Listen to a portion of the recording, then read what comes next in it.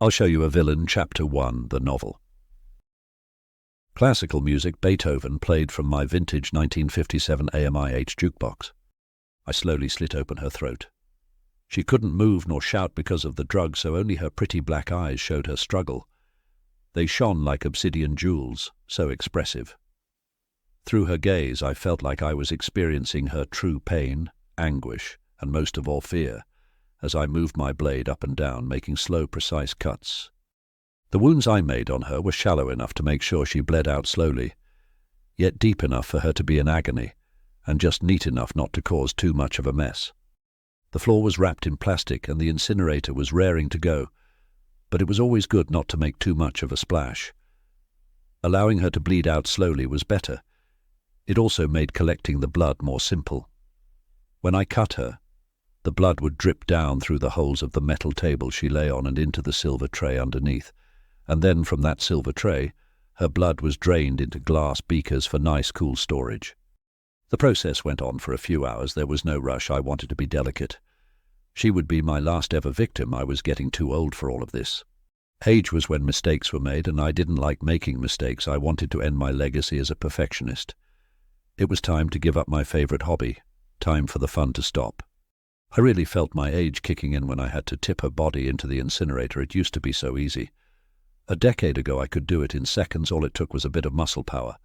But now my hands were shaking. The liver spots on my skin were so ugly, but it's only natural. Age is a sign from the divine that we're all equal before death, even the finest of predators. I wheezed as I cleaned up my workshop. Even breathing was a chore at this age. It used to take me only an hour to inspect everything, clean every nook and cranny, methodically process all of it with clean bleach. But now it took me 3 hours to make sure that any trace of this woman's existence besides the blood-filled jars was gone. I slowly covered her belongings and clothes with petrol. All she'd had on her was a worn rucksack, a mobile device, suitcase, and passport. I began burning all of them one by one. There was no reason to keep them. Only idiots kept souvenirs of their victims. Idiots that wanted to be caught and remembered for all their crimes. I don't kill for a trophy or fame. No, in fact, the act itself gave me pleasure. Nothing made me more relaxed than taking the life of another. I was an animal, only doing my part in nature since God made me this way. I was only fulfilling my purpose in life, yes, the purpose to make others suffer. The thought of my hundreds upon hundreds of victims over the years made me smile. I had lived quite a life known by few and only appreciated by the devil. As I emptied the contents of her suitcase, a pile of paper fell out. I picked it up, and to my surprise it was a manuscript, some kind of novel. Come to think of it, when I picked her up while she was hitchhiking, she had mentioned something about writing. She had gone on a journey of self-discovery across the world after leaving South Korea. She had failed to debut as a writer, and had hoped traveling would lead to some type of inspiration for her work. Inspiration, I mumbled with slight laughter. Well, I hoped the afterlife gave her some inspiration. I was about to throw the papers into the fire, but suddenly I changed my mind. I wanted to see how good she really was. I would be her first and final reader. The story was written in Korean, but I didn't mind that. I spoke many languages fluently, and Korean was one of them. The title was Overcoming Obstacles. Overcoming Obstacles was rather meh and incomplete. It was based in South Korea, Seoul. The story was about a young teen named Song Jae. Jae came from a poor family with not much else in life except for each other, despite that they were happy. Even though each family member went through their fair share of hardships, from his father having to be submissive to his abusive boss, to his mother being sexually harassed at her place of work, and his little sister having to suffer from excessive bullying at school. But despite it all, they made it through together as a strong family unit. And at its center was Song Jae. He helped his dad get a better job and aided him in reporting his bad boss to the labor union. He beat up the man that was sexually harassing his mum and even saved his sister from her bullies. I didn't have the emotional capacity to care for these characters, but I understood human nature enough to know that some might find the story heartwarming. The dilemma in the plot began when Song Jae encountered Kang Ho, a student at his high school. Kang Ho was a third-generation Chaebol and had everything that Song Jae lacked, but the one thing he didn't have was love. His family was cruel, cold, and abusive. Kang Ho hated Song Jae. His jealousy drove him crazy until bullying Song Jae at school could no longer placate him. So he hired a hitman and set them after Song Jae's family. Miraculously, Song Jae survived the murder attempt, but his family did not. He reported it to the police, but they were obviously corrupt. No one would listen to him, and the murder was covered up as an accidental fire. Driven by grief, he promised to get revenge. He disappears, and a few years later he comes back as a rich CEO to a corporation that rivals Kang Ho's, and he is ready to make Kang Ho's life miserable. The writing stopped just at the revenge arc, but I could easily predict where it was going.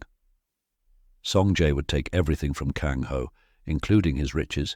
He would find a way to reveal the truth behind his family's murder and other crimes Kang Ho and his family were responsible for. And then, instead of killing them, typically he would send them and the corrupt officials behind them to jail, allowing justice to solve things while he then went on with his life, possibly with some romantic partner. Truly dull. There was no excitement, no thrill. Song Jae was written well, but he was such an inherently good-natured person that I knew the revenge part would be boring with minimal deaths. Most disappointing was the villain, Kang Ho. He wasn't really evil, more like a spoiled baby with too much power and not enough discipline. If I was Kang Ho, I wouldn't have sent someone after Song Jae. I would have broken him myself, made him useless, taken away all that optimism. I would have turned him vile and rotten and fully dependent on me, and then I would have killed him in a personal and agonizing way. The story had been better when it was about the family overcoming daily obstacles. It became tedious once Kang Ho was introduced, since a story is only as good as its villain, and if the villain is third-rate, so is the tale. With that final thought, I threw the manuscript into the fire and I left my workshop while whistling.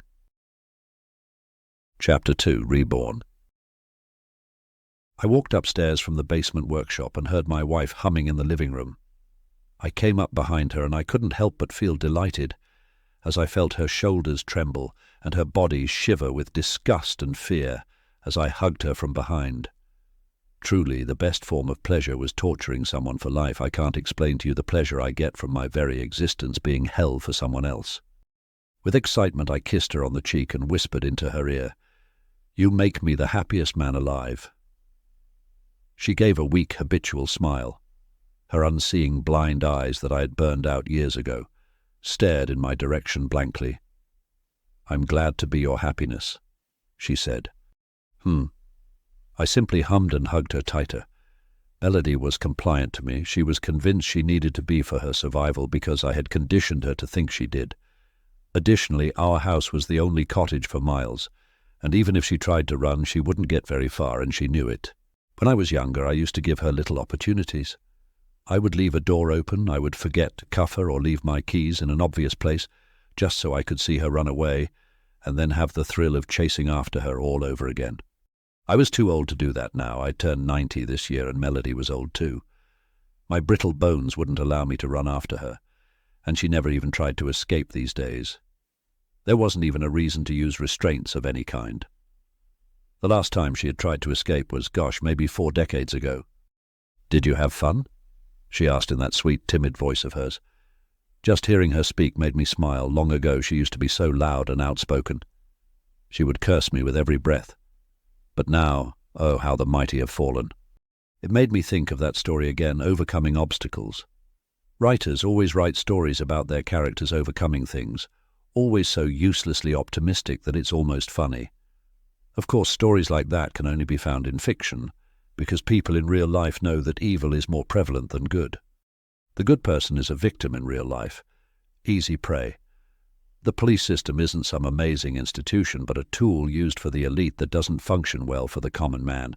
People are stepping stones for those with higher power, and no matter how much people protest or try to fight for their basic human rights, it is always the powerful ones that go to bed laughing. That's reality. People like me simply take advantage of this dog-eat-dog world and enjoy simple carnal pleasures. "We'll have blood sausage and blood soup today," I smiled. "Thanks to our latest guest. I think you'll like the flavor this time. This one was a writer." Is that so?" Melody gave a fake laugh. I grabbed her face and jerked it towards mine, my nails digging into her chin. "Why are you giving me such low energy? Aren't you excited for dinner? You should think it's an honor that I'm even feeding you today, honey. Comment. She shivered. No, I am excited. Really excited. I can't wait. Pfft, I laughed. Seeing her get all riled up and be on edge, it really made my blood boil. After some more teasing, I prepared dinner, and a few hours later we ate. Now my blood sausage and blood soup didn't just consist of blood. I kept true to the recipe. There were plentiful herbs and filler in the sausage mixed with that writer's blood, and the soup had a nice vegetable and tomato base. A very rich taste. I had outdone myself. Melody ate slowly, her thin lips moving cautiously. Even after all these years, she had never gotten used to it. It was probably her last sign of resistance. No matter what I did, I could never win her heart or make her truly subservient to me. She didn't obey me. She obeyed her fear of me, which was kind of disappointing, perhaps my only failure. If I have a next life, I want to see if I can make someone truly obey me. But then again, do I really want that? Wouldn't that be boring? Part of the reason I had kept Melody alive this long was because she kept on fighting. They say the key to a healthy relationship is open communication, and her loud and courageous nature had been fun. Perhaps in my next life I can meet someone just a bit more challenging than Melody. That's what I want. Someone that will really keep me on my toes. I realized that I had been thinking a lot about my death recently, probably because I knew it was coming. I could feel it creeping up on me. We went to bed that night. It made me happy hugging Melody. Hearing her rapid heartbeat as I held her never got old. She was like a frightened rabbit. I felt energized for some reason, yet tired at the same time. My hands were also trembling more than usual. It made me realize tonight was the night. My body was going to give out, and I would die of old age, truly a successful life for a serial killer like myself. Never caught, never even suspected, yet I had decades of blood on my hands. It's been fun, Melody, truly. I don't know what you'll do after this, but it better not be something boring. I felt her heartbeat go faster, and I glanced down to see a twisted expression of excitement on her face. It seemed she had been waiting for this moment. Well, I honestly didn't blame her. If I was in her position, I would have waited with bated breath, counting down the days. "Goodbye, Daniel," she said. It sounded more like good riddance. I smiled slightly and hugged her in my arms. "Good night, sweetheart. Hopefully see you in hell." With that, I closed my eyes and began my final sleep. Or what was supposed to be my final sleep. But the next second I was crying out uncontrollably, and there was a bright light in my face and a bunch of giant strangers huddled around me. One of the strangers, dressed in a surgeon's overalls, held me while another used some scissors to cut off my umbilical cord. I looked below to see where the umbilical cord had been connected, and I saw a bloody mess on the operating table. The woman was obviously dead. Comment: before I could get a better look at her, I was taken to an incubator and hooked up to several fluids and an oxygen mask. Just then a man burst through the door. I faintly heard a doctor saying in Korean, "I'm sorry, Mr. Kang, she didn't make it, but the child survived." A man came up to my incubator. He was quite handsome and young. He had clear, bright brown blackish eyes, smooth skin, a high nose bridge and silky black hair, possibly in his mid-20s. He was wearing a suit that was ruffled and unkempt. He was panting and sweating like he had just run a marathon. He glanced in the direction of the operating table and then at me. His eyes filled with tears, and he began to cry, but quickly as he stared at me more, his eyes filled with growing hatred and anger. He gritted his teeth and turned away from me and went to the side of the dead woman on the operating table. He grabbed her cold hand and yelled, "Suah! Suah! No, you can't do this to me." "I'm sorry, sir," said one of the doctors. "Let us clean her up a bit and take her to the mortuary. I'm sorry, but you can't be here right now." "My brother owns this goddamn hospital, and you're saying I can't be here?" His shout was loud and angry.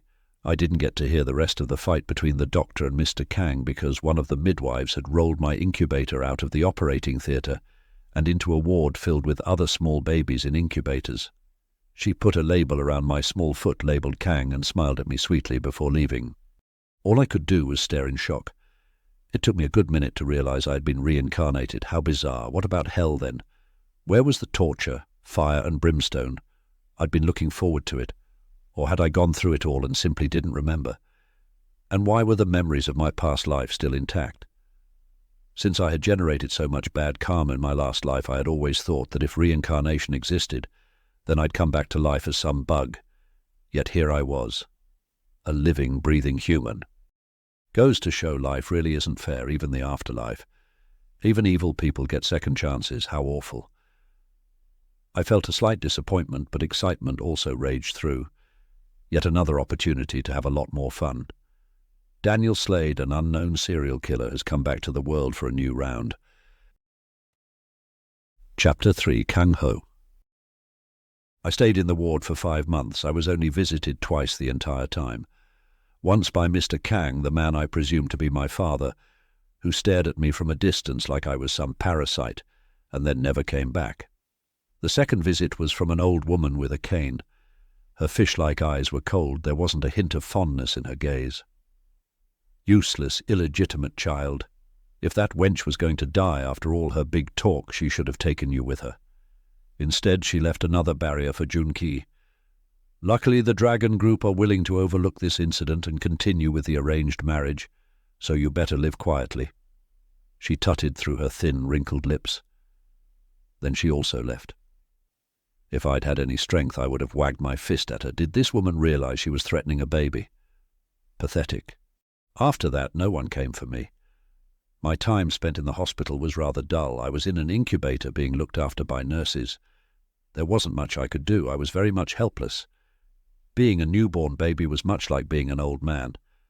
It was difficult to move my limbs. I was constantly tired and very weak. It felt annoying having to rely on the nurses for every little thing. One nurse in particular took special care of me. She was young and had a plain face, and would always be there by my side, constantly giving me small, sad smiles. One time, while she held me, she whispered, "It's not your fault any of this happened, Kang Ho. No matter how badly that wretched family treats you. Remember, it's not your fault. Sua would have wanted you to be happy." Her whisper shocked me, not because of the content or the suggestion that she had known my birth mother, but because of that one name, Kang Ho. Was it a coincidence? No, I didn't believe in coincidences. Now that I thought about it, the villain from Overcoming Obstacles had a similar backstory to my current situation.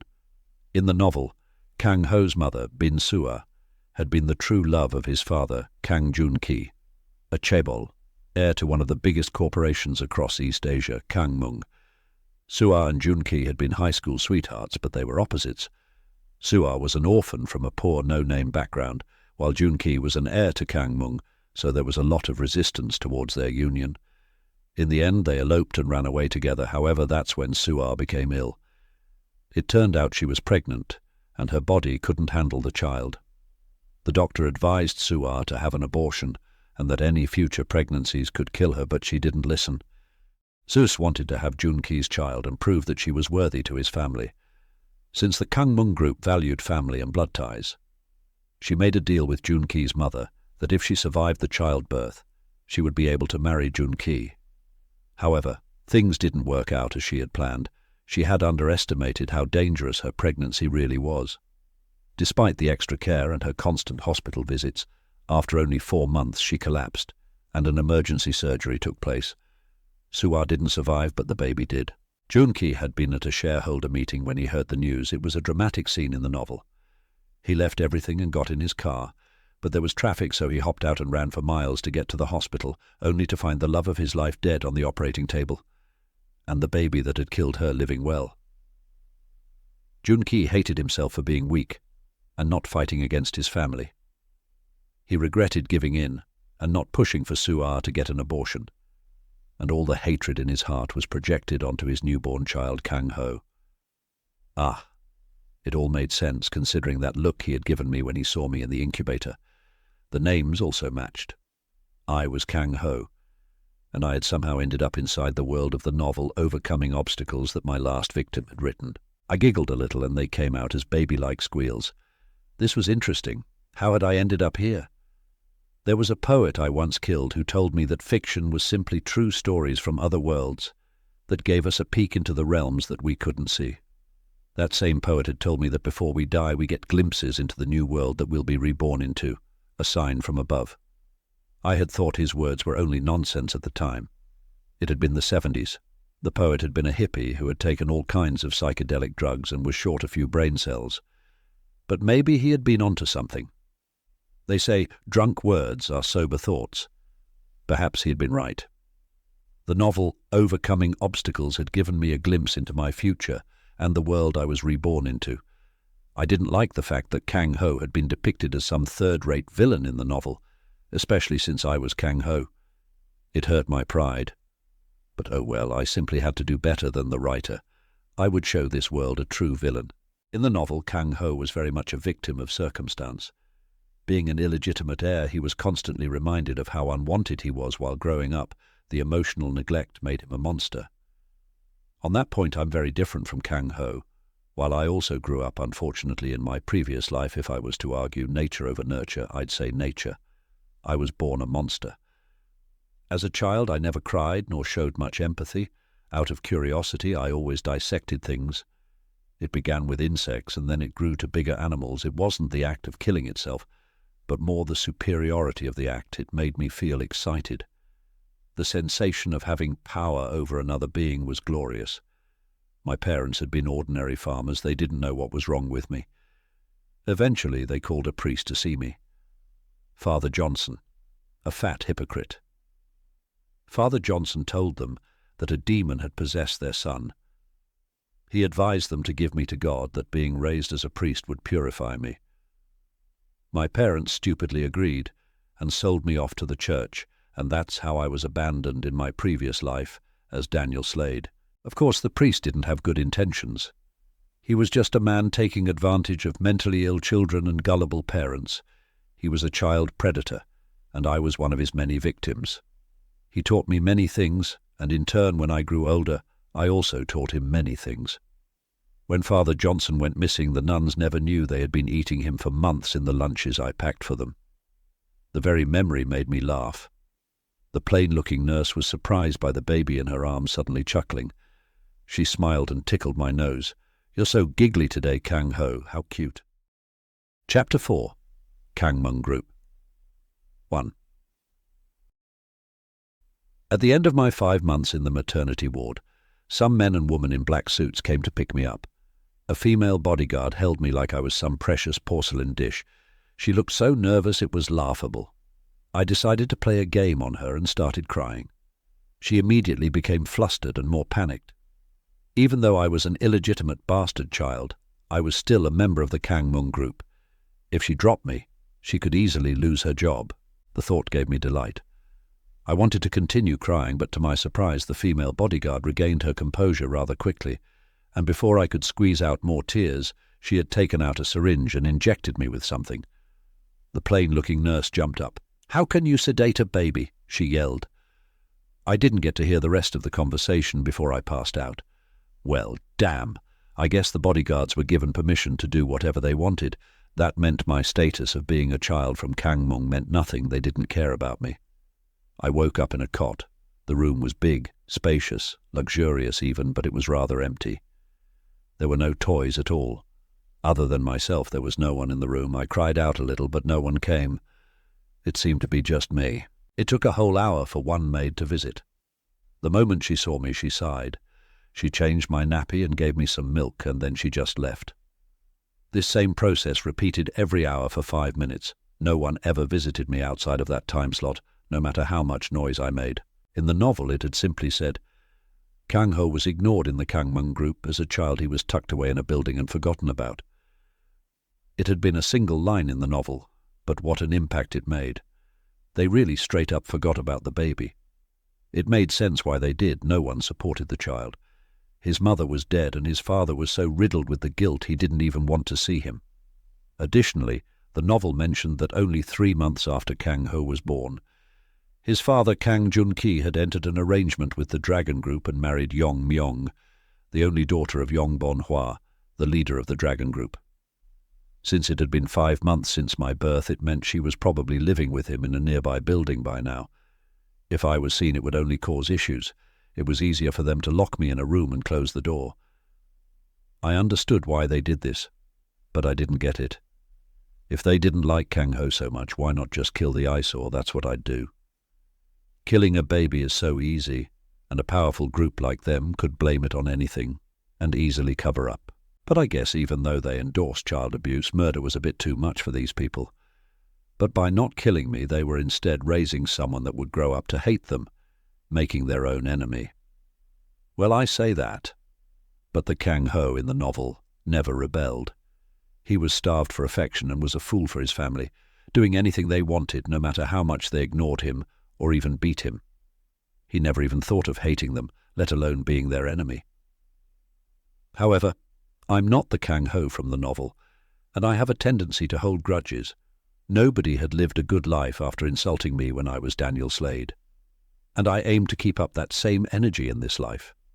These people would regret ignoring me. At that point, a maid came in and began to change my nappy. After the last 12 rotations, I realized there were only 3 servants that came regularly. A young 20-something maid with a sullen face who was constantly sighing, a young 20-something butler who was handsome and polite, and an older, more grumpy woman. It seemed that if I wanted anything beyond this room, I needed to get these people on my side. The first order of business was to make these people fall for me. It would be a piece of cake, not to brag, but I had seduced a good 30% of my victims to lure them in.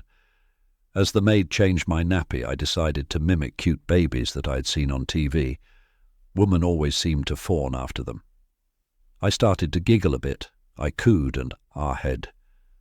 The maid looked at me in surprise. I took advantage of this eye contact and stretched my arm over to hold her hand. My hand was only big enough to wrap around her finger. I squeezed her finger tighter and giggled.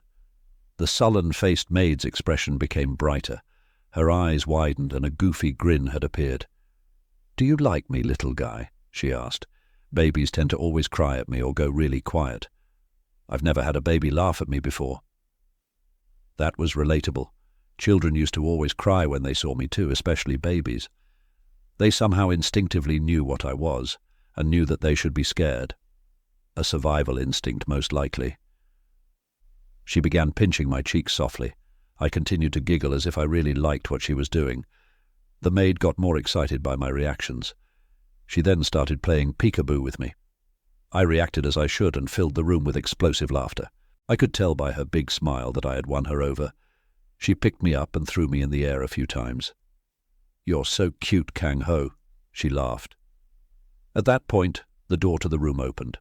It was the other attendant, the young, handsome man. He was surprised to see the maid twirling around the room with me in her arms. "Kim-bora, what are you doing?" he asked. "Lee Min-ki, the young master, is too cute," Bora squealed as she showered me with small kisses on my cheeks. Min-ki looked uneasy. "He may be cute, but you shouldn't really be handling him like that.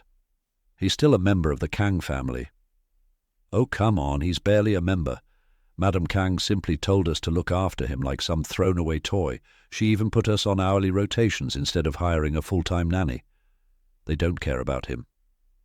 Plus, there are no cameras here anyway," Bora argued. "But still, just hold him. He's so cute." She then proceeded to shove me into Min-ki's arms. At first, he held me uncomfortably, but when I giggled a bit and put my small fingers on his face and squished his cheeks, immediately I saw the hesitation disappear and a big goofy grin grow on his face. "Oh, he is rather cute." "I told you," Bora giggled. They both then began to play with me. "We should definitely bring some toys and books here," Min-ki announced. "A baby shouldn't grow up with nothing. This is bad for his development." "Definitely," Bora agreed. Min-ki and her high-fived and smiled like a bunch of jelly beans. It was so easy winning them over, it was almost funny. 2-3 were on my side. Now I just had to get that old one on my team. As I thought this, the grumpy old maid came into the room. She was shaped like the hunchback of Notre Dame, thick and stout, with a mean expression on her face. "Lee Min-ki and Kim-bora, why are you still here? You should be attending to the main mansion." Immediately upon hearing her voice, they both froze, and then proceeded to bow deeply. "We apologize, head maid, we'll be off." In the blink of an eye, they had both ran away, leaving me alone with the woman. It seemed they were her subordinates. As she came up to me, I proceeded to smile and giggle as I had done with the other two. Her hand reached for me, and I expected her to fawn over me like the others, but instead, she slapped me. I felt my small body fall to the side from the shock. It wasn't a small slap either. She had really hit me. "I can see your gold-digger mother in your face, Dato," she snarled. Chapter 5. Kang Mung Group 2. I felt the left side of my face throb. It hurt, but I could tell she had held back a little bit. If she had hit me with her full strength, my fragile neck would have snapped. I was only a 5-month-old baby after all. I knew Kang Ho was abused in the novel, but even some random servant was treating him like dirt. It really showed how low my status was. The old maid loomed over me, wearing a self-righteous smirk on her wrinkled face. She was probably expecting me to cry and beg helplessly in front of her. But I didn't cry. I couldn't bring myself to fake the tears. Feeling the sting of her slap made me too excited. I wondered if she was like me. Did she also find satisfaction in violence? Did it arouse her? How far would she take it? Would she torture me? It took a certain type of twisted individual to torture a baby. Even I had hesitated once or twice the first time I had murdered a child. All kinds of expectations filled my head. I stared at her boldly, daring her to make the next move. "Do it! Do it! Do it! Show me what you got!" I was screaming in my head. My large dark eyes were tinged red as I beckoned her towards me. But my gaze had the opposite effect on her. Her smug expression disappeared, and her hands began to shake. "Don't look at me like that, you filthy shit!" she screeched, and like a rat she scurried away from the room in a panic, leaving me there. I watched her go with a blank expression, but in my mind I was laughing. Pathetic. I hated people who were half-assed, that did things and didn't go all the way. If she wasn't prepared to kill me, she shouldn't have slapped me. Because she had failed to kill me today, she had booked herself a gruesome death in the near future. From this very moment onwards, that woman's days were numbered. Soon, soon. Just you wait, you old bat. I'll give you a good death. I imagined smashing her skull in with a blunt hammer, but imagination wasn't enough for me. I needed to do it. The compulsion was hitting me like an itch I needed to scratch, but there was no way I could reach that itch with this body. No. For now I needed to bide my time and gain strength and influence in this household. To do that I needed to remember everything about the Kang Mung Group. I sat up, rolled onto my back and closed my eyes. I needed to remember. In the novel, Kang Mung was described as the biggest conglomerate group across South and East Asia, with a rich history spanning over 500 years. A long time ago, two powerful merchant groups, the Kang family and the Mung family, made a partnership and formed Kang Mung. The Mungs managed everything from transportation to security, while the Kangs managed supply, demand, stock and the financials. Over the years, the Mungs invested in railways and all kinds of transport businesses, and the Kangs focused on technology and innovative products, much like Samsung from my previous world. As a result, you couldn't ride in any car or train in this world without it being made or linked to Kang Mung. And the most popular mobile devices, laptops and most electronic gadgets from Asia were designed and likely owned by the Kang Mung Group. Despite the two families being partnered together, they never integrated with each other through marriage. They existed to keep the other in check, maintaining a healthy balance between the two. If one family stepped over the line, the other would push it back. In fact, in the novel, Song-jae joined hands with the Mung family to get his revenge on Kang Ho. There was a lot of internal conflict going on in the Kang Mung Group, possible power dynamics I could take advantage of. Ignoring the Mung side of the group, the Kang family was big, containing 4 large factions. The 4 factions in the Kang family were Buk, north, Nam, south, Dong, east, and Seo, west. For generations, Buk was the main and most powerful faction in the Kang family. As a result, the leader of the Buk faction was usually the head of the Kang family.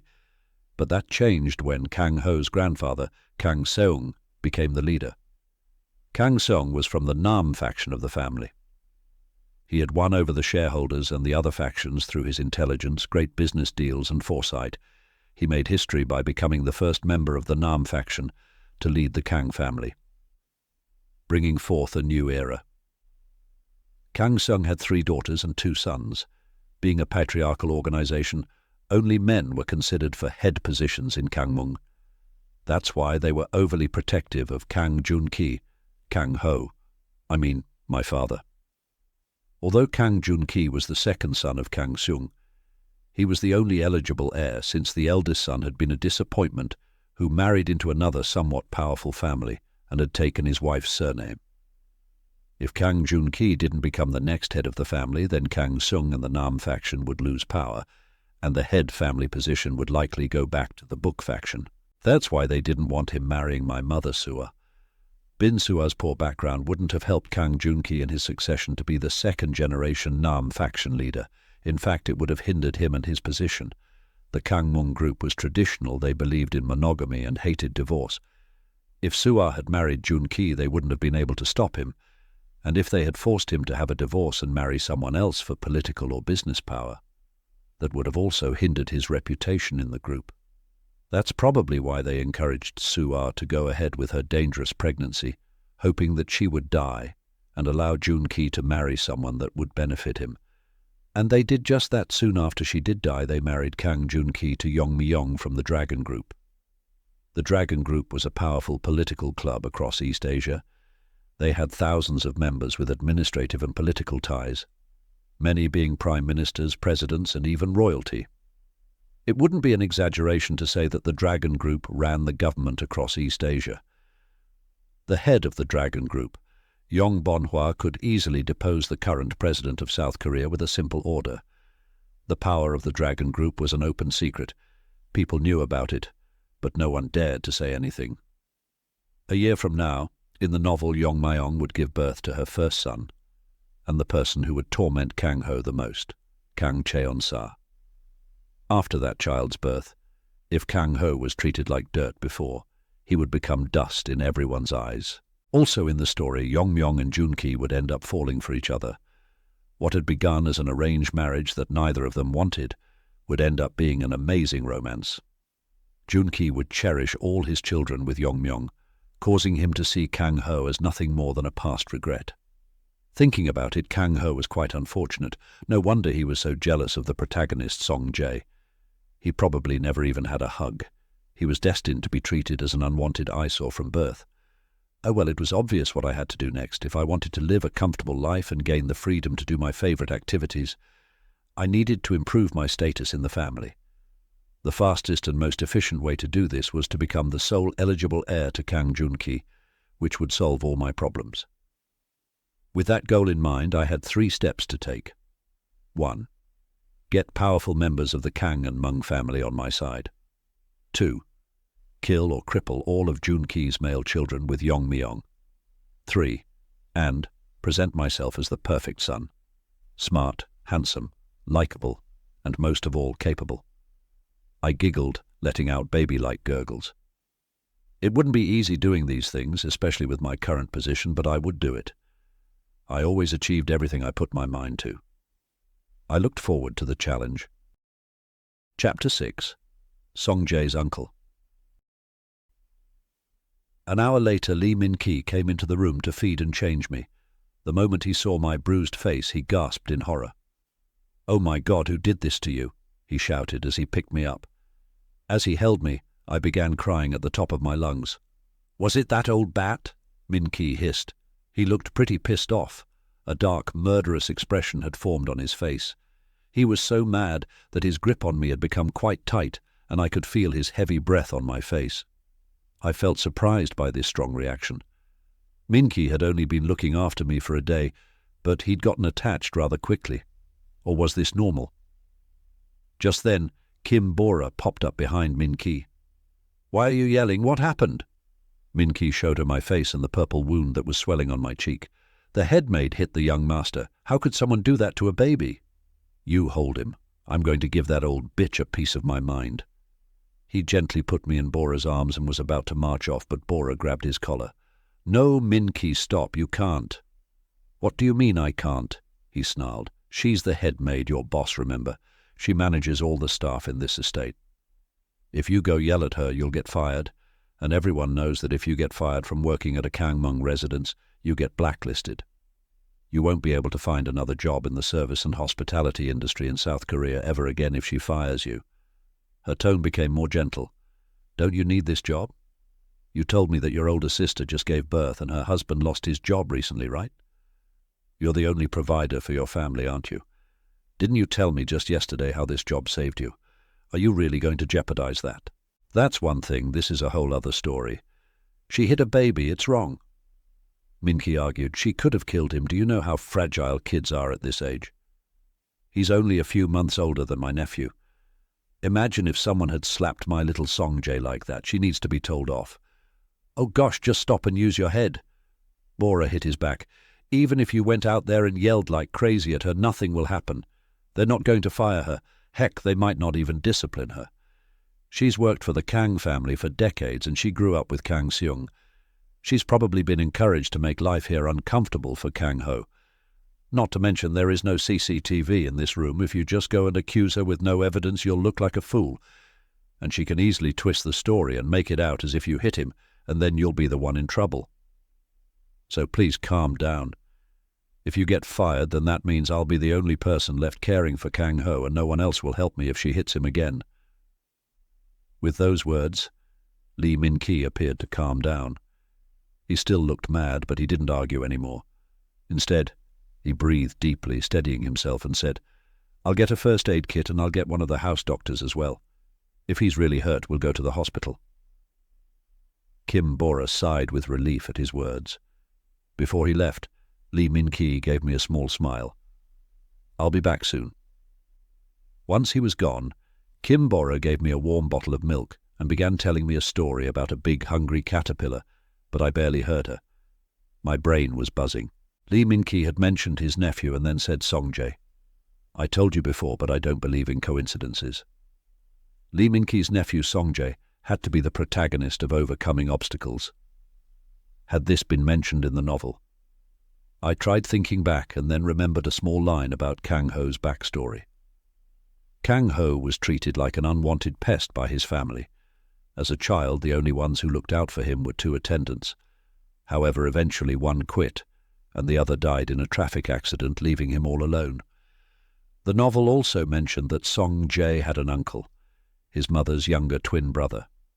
Song-jae's maternal grandparents had racked up a lot of debt before they died, leaving his mother and uncle pinching for pennies and doing all kinds of work to make ends meet. The situation got a bit better when Song-jae's mother met his dad. But after they get married and Song-jae was born, his dad became redundant and Song-jae's mother was too weak after the childbirth to go straight into work. His uncle was the sole breadwinner for the family at that time. They struggled for a bit, but things became better when that uncle got a job at a large corporation. However, Song-jae's family didn't seem to have much luck. One rainy night on his way home from work, Song-jae's uncle got into a traffic accident and died. In the novel, the writer hadn't even bothered to write the name of Song-jae's uncle. He had just been a side character who was mentioned in passing, yet he was such a big connection between the antagonist and protagonist. From the very start, Song-jae and I were connected, like fate, both influencing each other's life before we had even met. It seemed no matter what I did, I would be linked to this person. I wondered what this all meant in the grand scheme of things.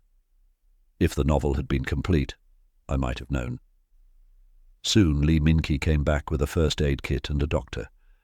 The doctor gently held my face with gloved hands. She moved my neck around slowly and flashed a light in my eyes before sighing with relief. She went into her bag and brought out a liquid medicine. On the label it read ibuprofen for ages 3 months plus. She dabbed some on a spoon and gave it to me. It tasted like melted sweets. She then gave the medicine bottle to Bora. Give this to him once a day or any time he appears in extreme pain. The doctor then got out a cold ice pack. She pressed it gently against my face. Keep an ice pack on him until the swelling goes down. She gave some extra ice packs to Lee Min-ki. That's all I can do. If there are any complications, then make sure to call me straight away. You know where I'm based. And also, it's best if this doesn't get out. Madam Kang instructed me to make sure that these type of incidents involving Kang Ho stay within the estate. But that's just wrong. Yeah, I know. The doctor shrugged. But if things like this got out about Kang Mung, then losing your job is the least of your worries. Act smart and think wisely.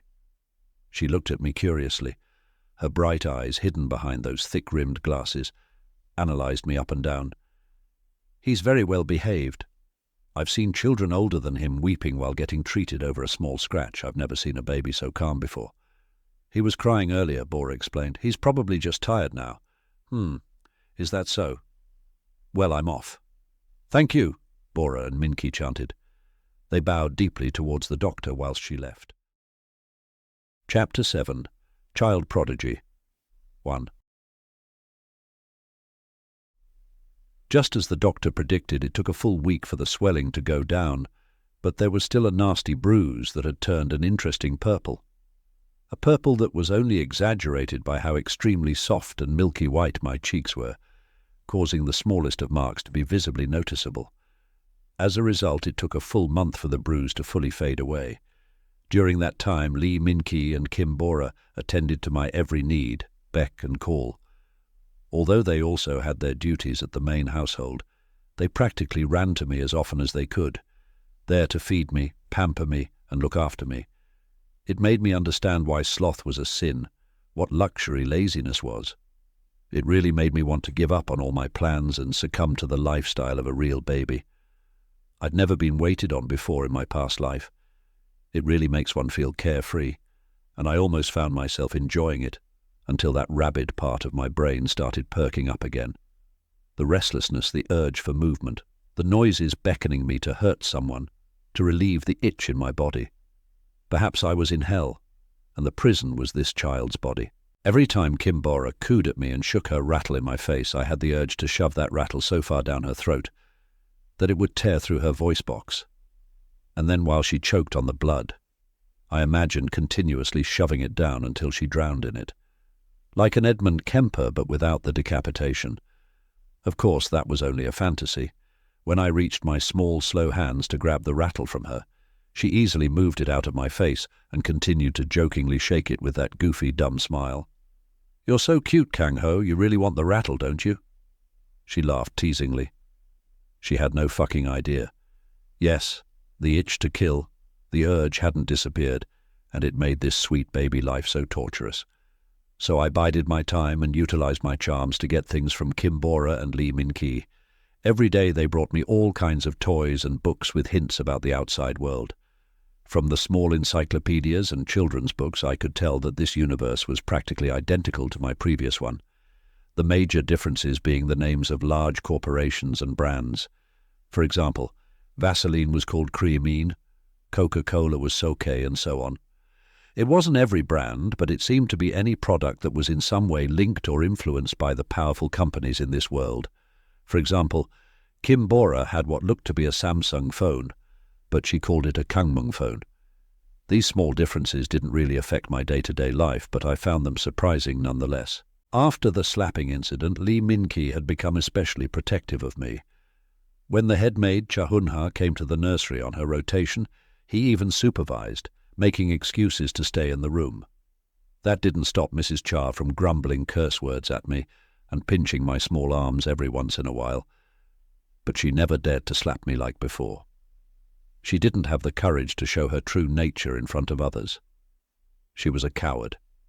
Every time I saw Mrs. Cha, I imagined how I would kill her. Various ideas played in my head.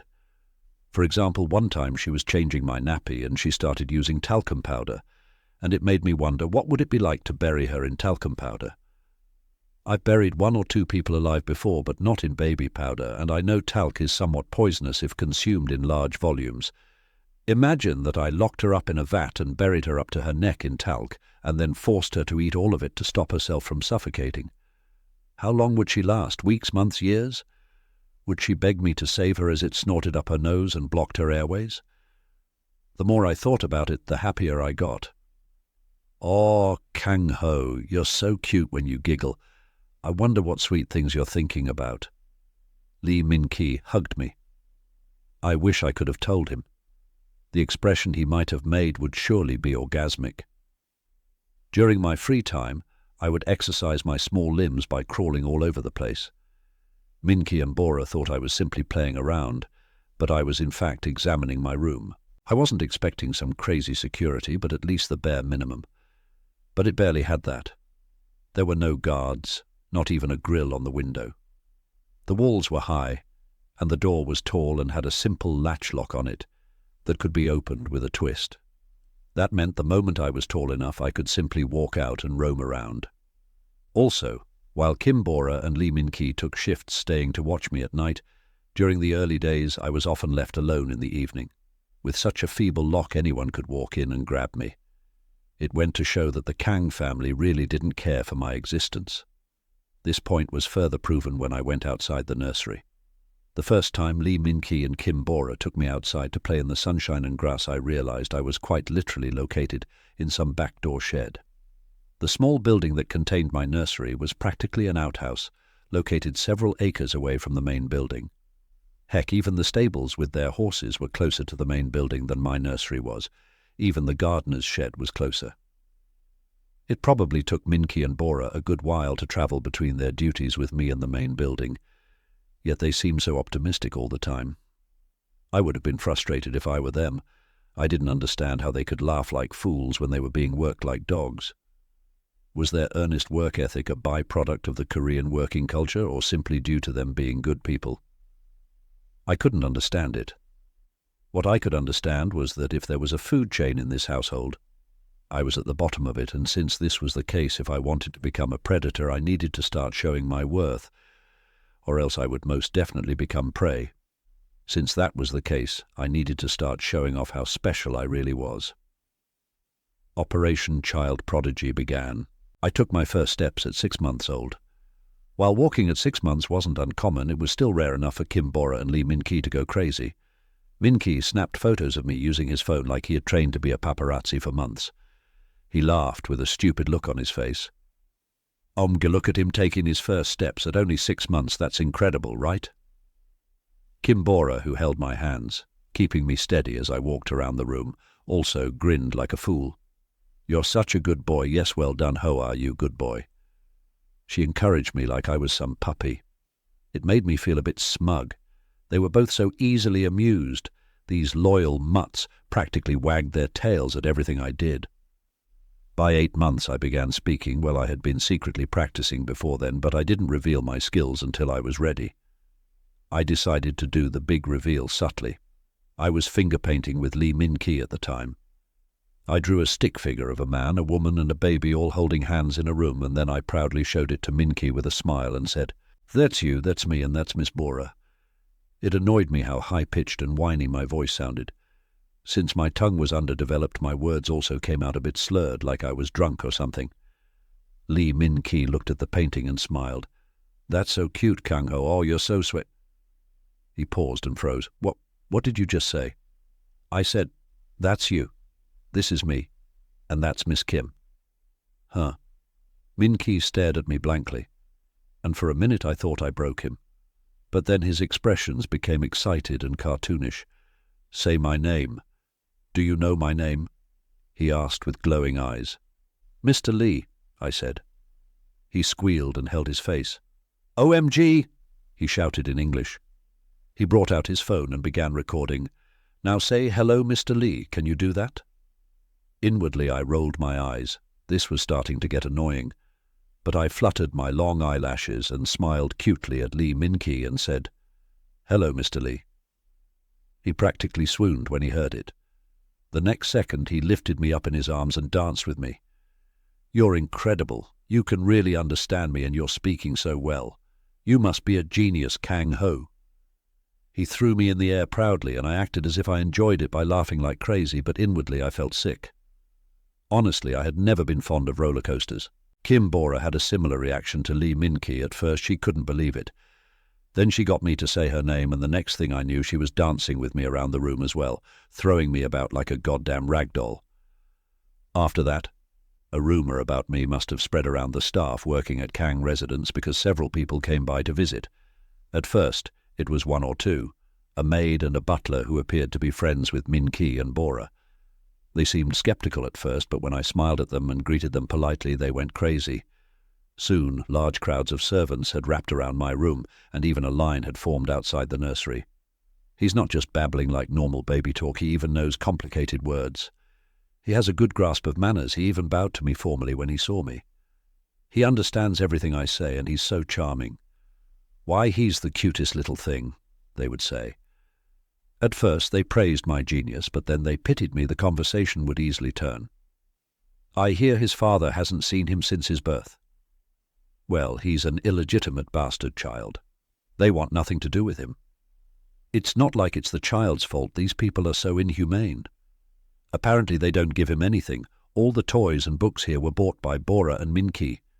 Apparently they had to beg Madame Kang, Sir Kang Swing's wife. Yep, the lady herself. They went and begged her to give them some allowance to buy him things beyond just nappies and food. Apparently she made them bow for an hour before allowing it, and after all that she only gave them 10,000 W extra. Are you serious? This is her grandchild, right? What the fuck? Yeah, well, she wants nothing to do with him, especially after Master Jun Ki married Lady Yong Mayong. And now that Yong Mayong is pregnant, she wants to pretend that young Master Kang Ho doesn't exist. Poor baby.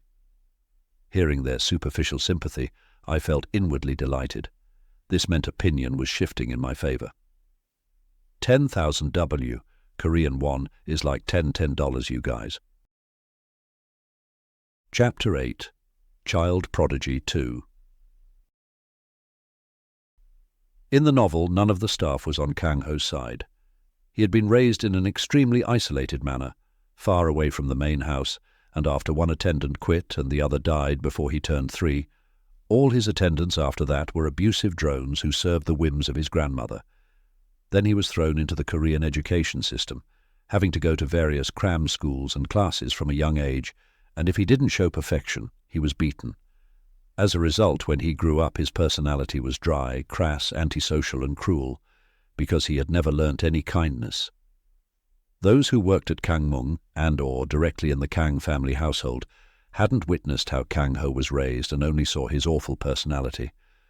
They easily sided with the family and also treated him unkindly, but now I had changed that narrative. Nothing makes people move like curiosity. Why do you think women are taught to yell fire instead of help or rape when they're being assaulted or attacked by a man? It's because curiosity makes people do things.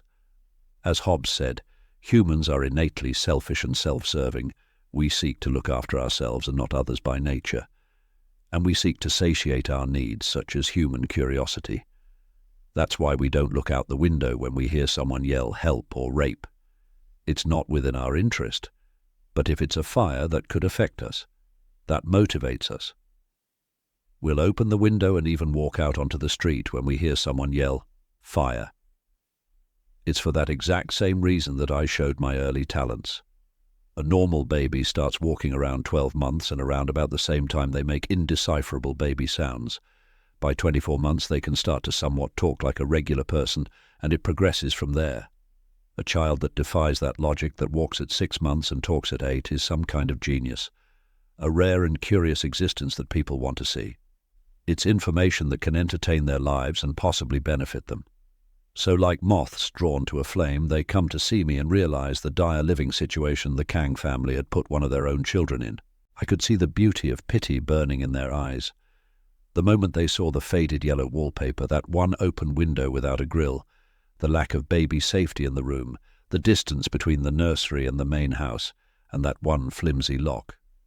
Their brains were filled with subtle instinctive pity. With pity comes sympathy, and with sympathy comes favor, and with favor comes only benefits for me.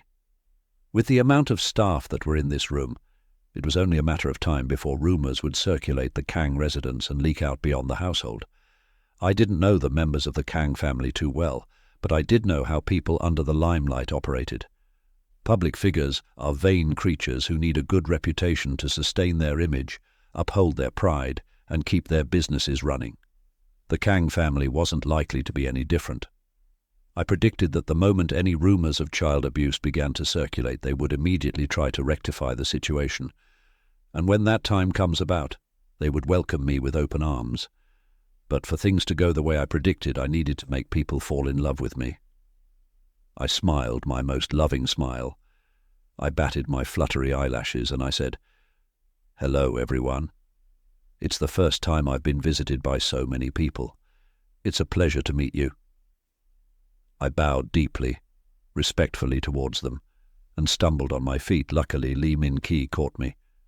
I was still unsteady, and I was at the age where my head was quite heavy in proportion to the rest of my body. While I found my little stumble annoying, the onlooking crowd practically gasped with adoration and moved towards me to hold me up. "You're so well-spoken. Who taught you such good manners?" they praised. "He's so smart, I just know he will pick up a calligraphy brush when he does his doljanch," they fawned, while they fussed and played with me, some snapping pictures with their mobile devices. I noticed one person in the corner filming the entire thing. Realizing this, I smiled wider. "You are all too nice," I said. "Oh no, you're the nice one, Kang Ho." "So cute. Your pronunciation is great. You speak better than my 3-year-old. I simply smiled and continued to show them what a prodigy I was. A few days later, the fruits of my labor became obvious when Lee Min-ki burst into the nursery and ran up to Kim Bora, who was bathing me in a bucket. "Sammy posted about Kang Ho on YouTube and the video got 10 million views," Min-ki shouted. "Oh, is that so? Wait, what?" It was Sammy, you know, that American student that has been working at the stables part-time. She posted it on YouTube and even spoke about Kang Ho's mistreatment. "What?" Kim Bora's eyes had turned wide. "Watch, there are Korean subtitles." Lee Min-ki played the video. I heard the sound of English as a female voice echoed out. "Hi everyone, this is Sammy Vlogs. As my loyal subscribers know, I have been updating you guys daily on my fabulous life in South Korea. Everything about my exchange, from university to my friends, was amazing. And when I got to work at the Kang residence part-time and look after their horses thanks to my friend, I really lived my best life, and I forgot how dark the world can be. I will give you all a warning because this is going to be a serious video, and I will talk about topics such as child abuse and neglect. I've disabled ads on this video because I want you guys to know that this is not for profit. I need to bring this topic to light, and you guys will help so much if you share." Sammy went on to explain about the situation in the Kang family household and about me. Staff members were buying him toys and food out of their own pocket. He's literally left in a dingy old shed with a single cot that is located miles from the main house, and I heard from one of the attendants that a maid was even beating him. If you're sensitive to photos of physical harm, look away. I got these photos from a really nice servant who is always looking out for him. Kim Bora looked sharply at Lee Min-ki. He blushed and mumbled, "I didn't know she was going to use the photos like this. I thought she was going to an international child protection service that wouldn't be easily influenced by Kangmung. It disgusts me," Sammy continued in her video, "that a family can do this to a baby. So what if his mum died during childbirth? So what if he's illegitimate? He's still an innocent victim in all of this. Kang Ho is a bright, really intelligent child." She showed clips of me talking and walking with captions saying he's only 8 months old. So guys, make sure this trends so that it can reach the Korean public and so that Kang Ho can get help. He deserves all the love. And also, if you can donate to charities that save children in need, then do it. I want to use my platform the right way and protect kids. Holy shit. Kim Bora swore. Is Sammy crazy? Getting fired is the least of her worries. The Kang family can have her buried for this. I think she'll be safe. Last week was the end of her exchange. She posted this when she got back to the US. Kangmung has influence, but I don't think they're crazy enough to assassinate someone in the States, especially over something like this. What about you or me, though? It only takes a second for them to figure out who could have given her those pictures. Firing or punishing us is the least of their worries. Bora. Lee Min-ki showed her his phone. Trending on Naver, Korean Twitter, and various search engines was the keywords Kangmung abuse, the Kang family exposed, save Kang Ho, and arrest the Kang family. Holy, Bora said. Shit, I thought. I had expected this to blow up, but not to this level. Well, it seemed like things were going to get very interesting from now on. Doljanchi is a Korean tradition that celebrates the first birthday of a baby. This ceremony blesses the child with a prosperous future and is very significant in Korea.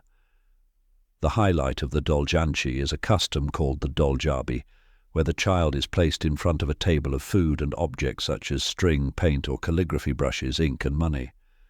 It is believed that if a child picks up a paint or calligraphy brush, they are destined to be smart. Chapter 9. Child Prodigy 3.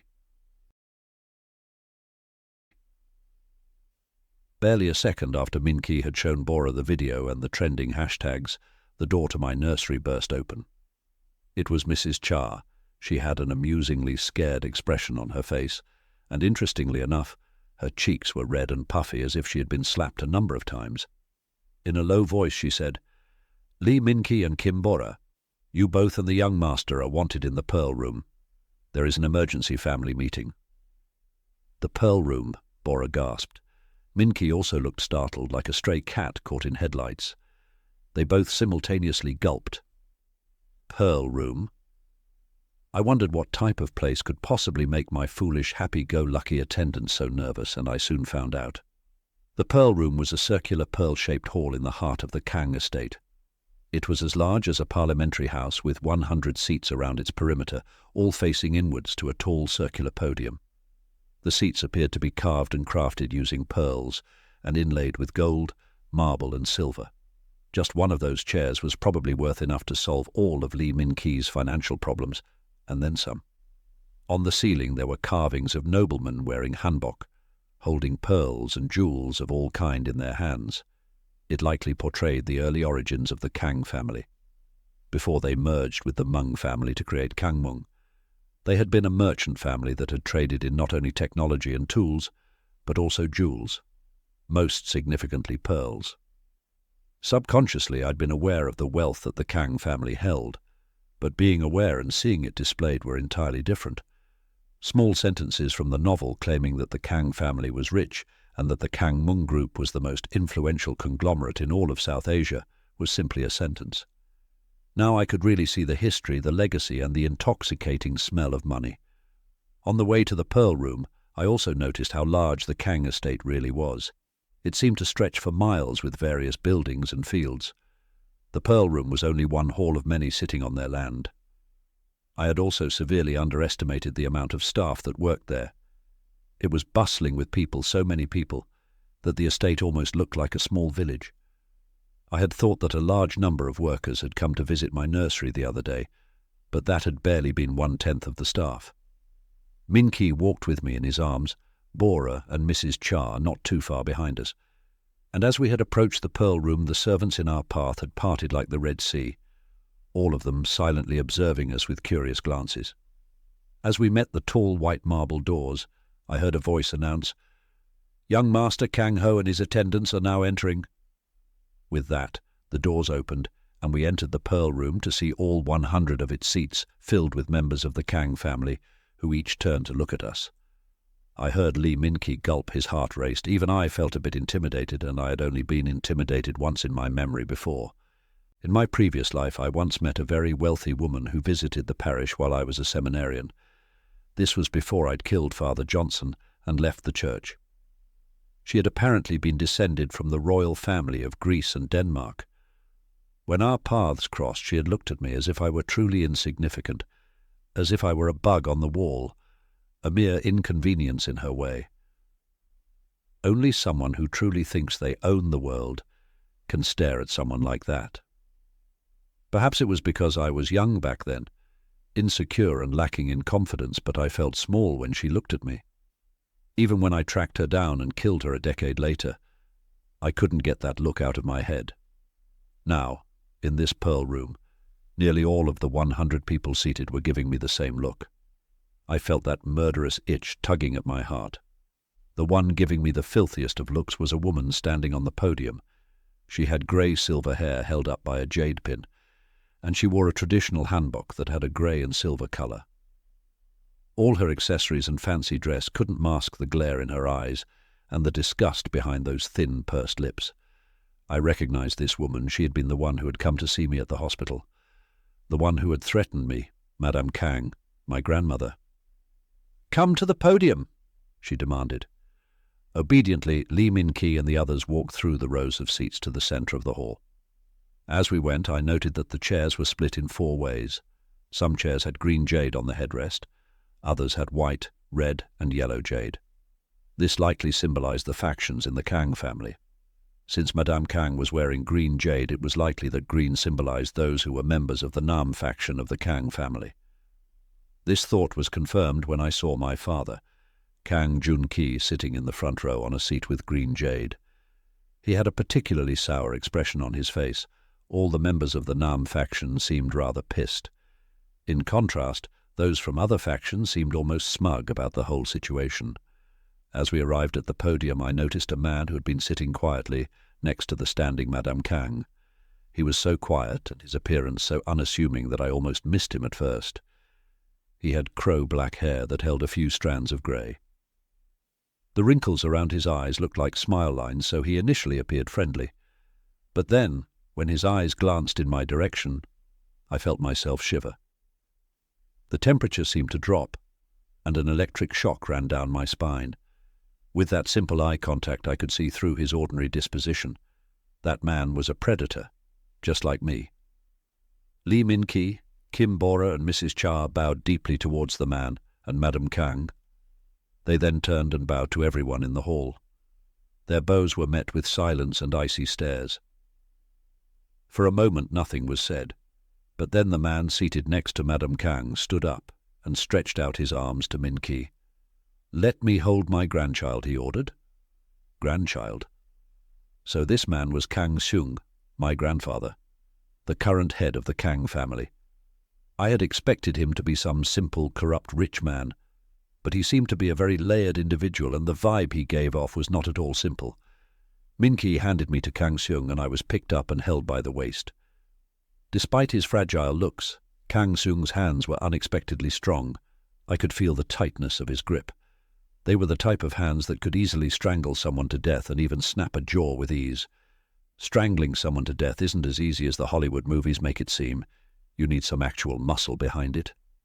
Kang Seung's eyes roamed up and down my small frame, examining my soft, milky skin, large brown eyes, silky black hair, and chubby cherub cheeks.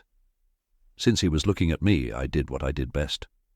I smiled sweetly at him, batting my eyelashes and showing off my small teeth, and said, "It's lovely to meet you, Grandpa."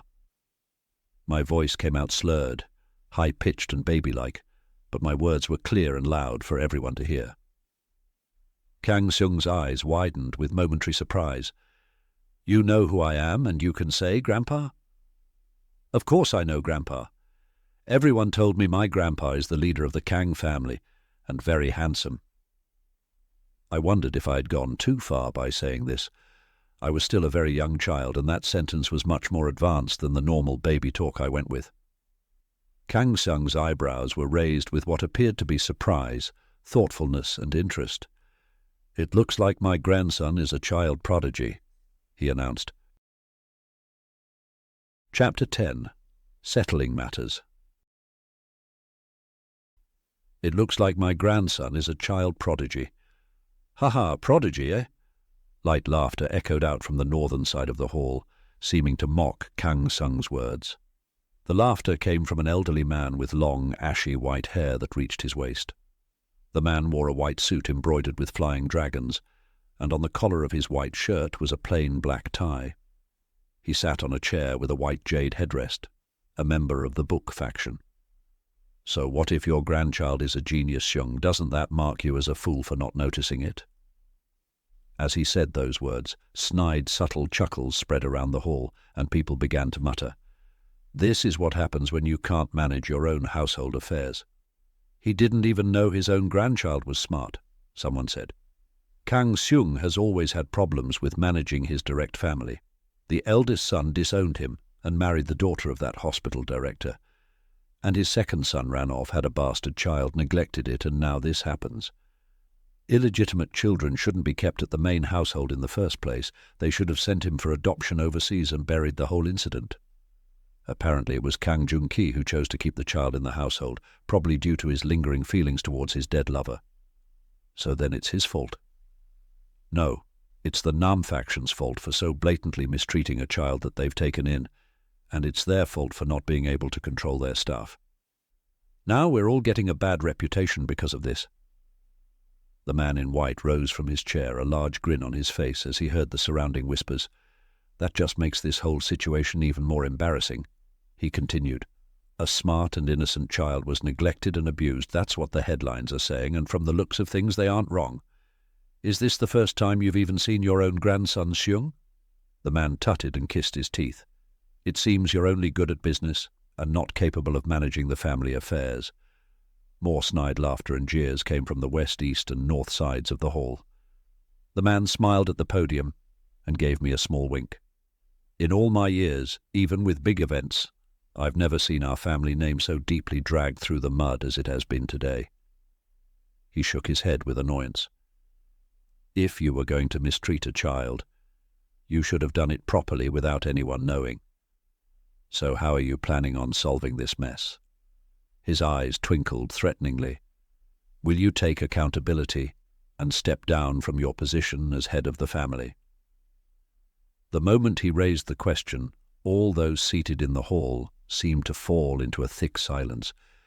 The tension between the man in white and Kang Sung was so tight, it was almost suffocating. Everyone seemed to hold their breath, but then surprisingly Kang Sung smiled. It seems you want me to step down as family head, Wooka. His voice sounded sickeningly friendly, but it was obvious to anyone that there was anger behind them. There's no need for me to step down as head of the family for such a small situation, Wooka. Of course you wouldn't know that, since you've never been good at business. You're only skilled at gossip and sticking your nose in family affairs, right? The tide seemed to turn, and soon snide laughter filled the hall from all sides, directed at the man in white, Kang Wook. With just a simple sentence, Kang Sung had controlled the entire room, making these vicious vipers play his tune. I found myself liking my grandfather more and more. Kang Wook turned a mysterious shade of purple at the mocking laughs and angrily retorted, "If it's such a small issue, then why haven't you solved it yet?" Kang Sung gave a sly smile. "It's already been solved. Look at the headlines." People made surprised looks. I was also surprised. How could he have possibly solved anything in the time since this meeting had started? The Pearl Room quickly filled with the sounds of people ruffling in their pockets and taking out their mobile devices. After looking at their phones, everyone reacted in a similar way. Many broke into satisfied smiles, some chuckled, and others even mumbled words of praise. The atmosphere became visibly very merry. Curiosity made my fingers twitch. I wanted to ask what had happened to change the mood so suddenly, but I soon found out. "Read the article to everyone," Kang Sung instructed Lee Min-ki, and Min-ki immediately obeyed. A tale of grief and a servant who took advantage of a mourning family. The Kang family has made a statement about the treatment of the child Kang Ho, and the truth has been revealed. After the death of Kang Jun-ki's previous fiancé, who died from a complication during pregnancy, the entire family was grief-stricken and mourning the death of the young girl. Unable to deal with raising Kang Ho without feeling guilt due to the absence of his mother, the family left the child to be raised in the care of a trusted servant who had been employed at the estate for a number of decades. Little did they know that the servant in question would embezzle money given to her to raise Kang Ho, and would also begin to abuse him. The servant in question is the head maid, Cha Hun-ha, who has control of the operations of the staff and the buildings on the Kang estate. Mrs. Cha located Kang Ho in the poorly built outhouse nursery seen in Sammy May's YouTube video. She also manipulated staff members who questioned the state of Kang Ho's upbringing by blaming the facilities and lack of money on the Kang family. Footage of her abusing the baby was also caught on CCTV footage. I was shocked. I had checked the nursery, but I hadn't seen a single camera. Yet there in the online article was a video of Cha Hun-ha slapping me. They had really hidden that camera well, so well that none of my attendees and myself included had noticed it. I could see Lee Min-ki's face getting more surprised and disturbed the more he read.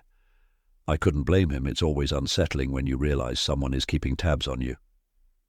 The head of the Kang family, Kang Seung, admits that he and the rest of the main Nam faction are at fault for being negligent to the child and leaving his care up to a servant.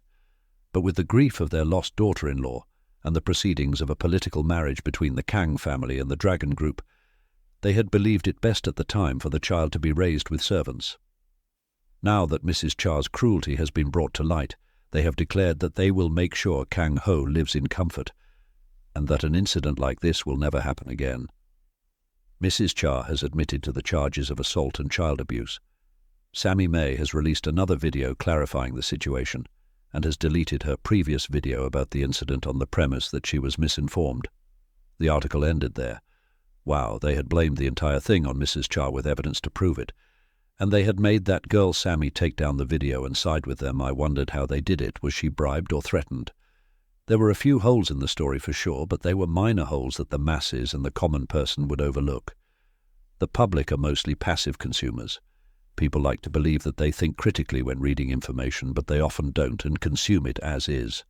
One or two people might find the article odd, but the majority would be swayed. That's why they say, someone who has control of information and the media, the Fifth Estate, controls the world. I glanced at Mrs. Cha, who was staring at the floor, her eyes boring a hole into the marble tiles. Her hands trembling, she looked like she was about to cry, but she was restraining the tears with sheer willpower. "See," said Kang Seung, "the issue has been solved. The trending hashtags have now changed to villainous servant, family manipulated, and the Kang victims. My poor grandson has escaped the jaws of his abusive attendant, and Mrs. Cha will soon be held accountable for daring to hit him. Isn't that right, Mrs. Cha?" She flinched, and then meekly nodded. Barely a sound came out of her. It was as if her soul had been sucked out. That jittery reaction confirmed my suspicions. The reason her cheeks were so red, she likely had been slapped and threatened by Kang Seung earlier. The body language, the way she flinched and her shoulders trembled around him, all indicated that she was afraid he would use violence against her. I recognized the signs all too well. My darling wife Melody used to flinch the same way. Honestly, I started falling for my grandfather right then and there. Such a vindictive man. I'd only ever been a fan of writers like Wilde and Goethe, but at that moment I had joined the Kang Seung fan club. Suddenly, the doors to the Pearl Room opened. Two men holding police badges walked in. They appeared to be detectives. They both bowed to everyone in the Pearl Room and then stated, "We're here to arrest Cha Hun-ha on the charges of embezzlement, slander, assault and child abuse." I almost wanted to laugh as I watched Cha Hun-ha be escorted out of the room. Once they were gone, Kang Seung turned to Kang Wook and smiled sweetly. "Now that's how you handle business and family affairs. I hope you've learnt something."